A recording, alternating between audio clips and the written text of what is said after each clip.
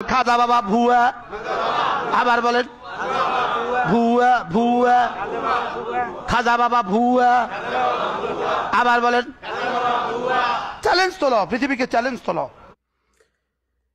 এই আউলিয়া উলিয়ার মাজারে গত ৭৫০ বছর ধরে সারা বিশ্বের মানুষ যায়, তাকে শ্রদ্ধা জানায়।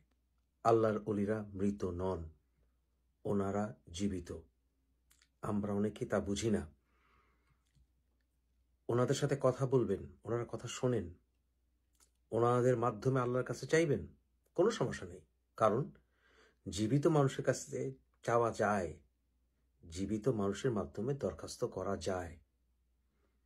ওনারা যদি মৃত হতেন তাহলে ব্যাপারটা অন্যরকম হতো। অসংখ্য অলিয়া উলিয়ার কারণেই এই উপমহাদেশে ইসলামের ভ্রাতৃত্ব প্রচারিত হয়েছে।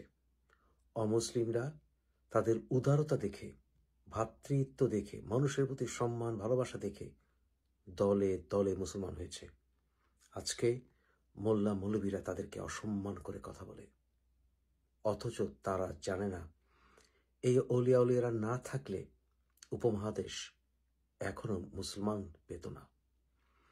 এই উপমহাদেশে মানুষ মুসলমান হয়েছে মূলত অলি আউলিয়াদের কারণেই।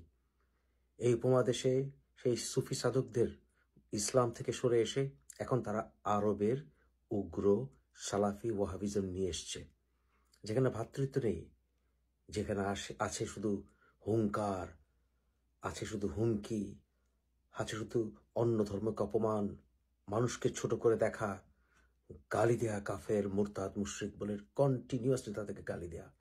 এই ইসলাম তারা নিয়ে এসছে, যে ইসলামে গান নেই, সঙ্গীত নেই, প্রেম নেই, ভালোবাসা নেই, মনুষ্যত্ব নেই। এই অলিয়া উলিয়াদের মাজার তারা ভাঙে। ভণ্ড ফকির পীর আছে, কিন্তু ভণ্ডদের জন্য সেই অলিয়া উলিয়াদের অপমান করা যায় না রে মূর্খ, যায় না। তারা যদি সত্য আউলিয়া না হতো তাহলে আজকে শত শত বছর ধরে আউলিয়াদের দরবারে মানুষ যায় না। শুধু মুসলিম না, অমুসলিমরাও যায়। অমুসলিমরা তাদের নাম শুনলে সম্মান করে, দরবারে পাশ দিয়ে গেলে হিন্দুরা পর্যন্ত সম্মান দেয়।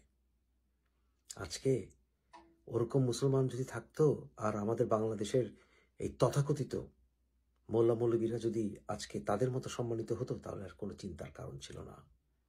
অমুসলিমরা তাদেরকে ভয় পায়, অথচ আল্লাহর অলিদেরকে অমুসলিমরা পর্যন্ত সম্মান করে। ইবনে বতুতা হযরত শাহজালাল রহমতুল্লাহ আলাইহির জীবনী লিখতে গিয়ে বলেছিলেন যে উনি যখন সিলেটে এসেছিলেন তখন উনি দেখেছিলেন যে অমুসলিমরা পর্যন্ত হযরত শাহজালাল রহমতুল্লাহ আলাইহির কাছ থেকে উপদেশ নিচ্ছে। তাই কেবলমাত্র অলিয়া উলিয়াদের মাজারেই মানুষ শত শত বছর ধরে যায়। আর এই সকল মোল্লা মৌলবীরা যখন মরে যাবে, কুত্তা মরা মরবে, তাদের কাছে কেউ যাবে না। তাদের নিজের সন্তানরাও বছরে বোধহয় একবারও যাবে না।